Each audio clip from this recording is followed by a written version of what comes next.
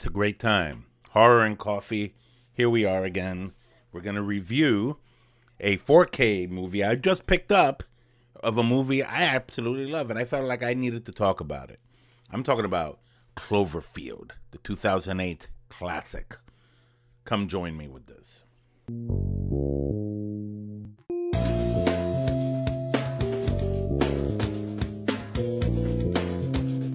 If you like what you see here, please tap on that bell for future notifications for future horror and coffee content, and consider subscribing. It would be great.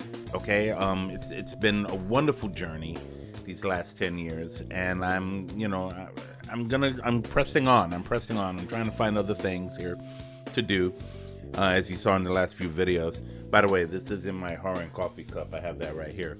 This is my Jedi coffee cup, because I just didn't have that one upstairs with me when I made this. So I was like, let me just grab this. All right, let's talk about Cloverfield. I went to the movies to see this, and I got dizzy because it's one of those found footage films, but it was amazing. To be honest with you, I did kind of get dizzy to the point that I thought I was going to puke. Felt like I was in a roller coaster or whatever. But when I saw this in the theater, I enjoyed it very much. I bought it on DVD when it came out, but I was in Best Buy just the other day, and I came across 4K, Ultra HD, Blu-ray, Digital HD, the whole package, right? And I was like, oh man, I gotta get this. This is a keeper, definitely on 4K. For those of you who are not familiar with Cloverfield, think Godzilla for a minute. Think about the Kaiju monster verse. It follows a group of young people that were celebrating a friend's a promotion to go to Japan, to work there for a while. And of course, there's some love interest conflicts there, and then what happens is, in the middle of the party, everything goes crazy. The lights go out, there's explosions, there's the head of the Statue of Liberty flying through the street. There's this monster all of a sudden invading Manhattan for real. And I loved how the guy who's running around with the video camera was kind of like documenting everything as it was happening in real time. I liked it because it was the first, from what I can remember, the first found footage film that was not like a ghost story, not like Blair Witch, not like something supernatural, but something seriously natural, crazy natural. Like, this creature came from God knows where and is wreaking havoc all over Manhattan. And as you see it all over the news, and there's quite a few nods in this film, I have to admit. And I'll talk about that before I get into the actual 4K package. There's a nod to a couple of things, and it reminded me real quick. One was 9/11. Okay, this year, as I'm filming this, marks almost 20 years to the day that those horrible things happened in Lower Manhattan.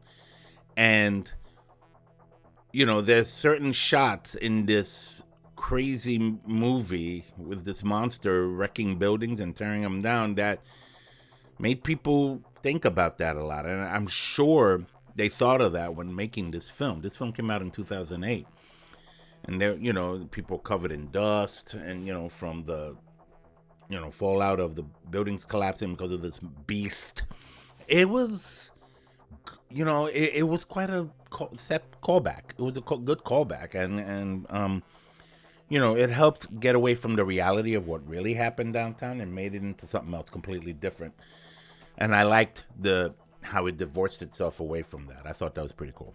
The other shout out it brought was when the guy was running with the camera, he came across an Asian dude, right? I guess he was Japanese. There was a lot of Japanese themes. The main character, was being promoted to a company in Japan, right? So I wonder if that was on purpose.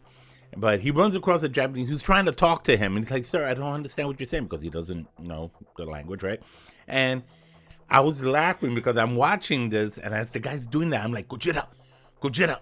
Gojira, like because I started laughing. I'm like, of course, I've been through this before. I don't know. It's definitely some people like fight back and forth about whether or not this is a Kaiju film. I think it is. Why the hell not? It's a giant monster. It's destroying a city. That's not an original concept. It's been with us since 1954, even earlier. What I also liked was the way it ended and how it gave birth to these other films that came down the pipe. Cloverfield Lane and I forgot the Cloverfield Paradox, right? Which came out on Netflix a few years back. And you look at this stuff and you got, and I've seen those films and I'm like, well, it's not really a sequel as it is its own standalone story about the same thing that was happening at that time.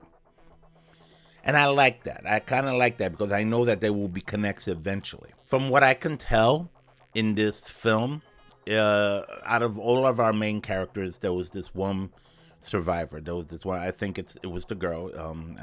This young girl. She was the only survivor because pretty much. I mean, spoiler alert. They take care. They try to take care of the monster in the most extreme way possible.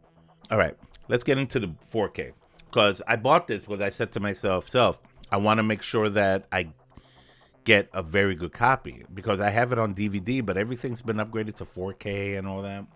So when you open it, it's definitely a Scream Factory version, and you get these two beautiful discs, right?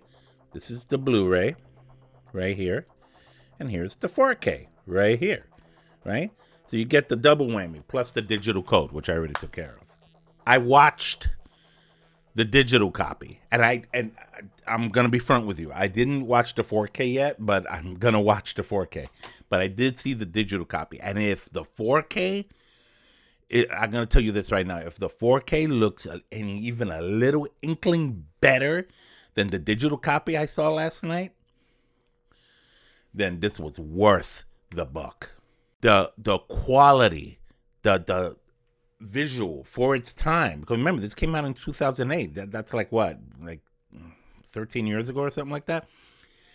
It was stunning. Like it was made so well, and they transferred it into the 4K format so damn well. I was like so blown away by it. Look, and the sound, the audio was just great. And I don't even have speakers connected to my TV yet.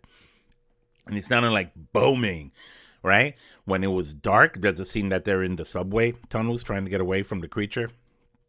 Joint was dark, okay? When it was bright, it was bright.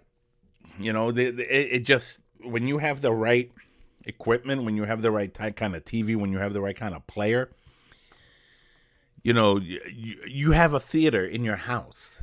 You really do. This becomes a movie theater, which is awesome. Even though movie theaters are opening up now, again, there's still big questions on whether the theater industry will survive. It may not, right? But who knows? It might. But, for those who really want to see a good 4K classic sci-fi-ish found footage film, Cloverfield is your film.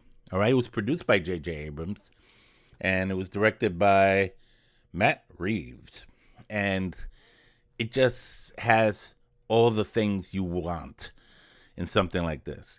It's presented to you. The movie itself is, forget this for a second. The movie itself is presented to the viewer as a kind of like a top secret document that you're watching from the government because they've put it in the archives of what happened that fateful day in Manhattan, Central Park, especially towards the end. Central Park, which they have given the top secret name Cloverfield, thus the name of the movie.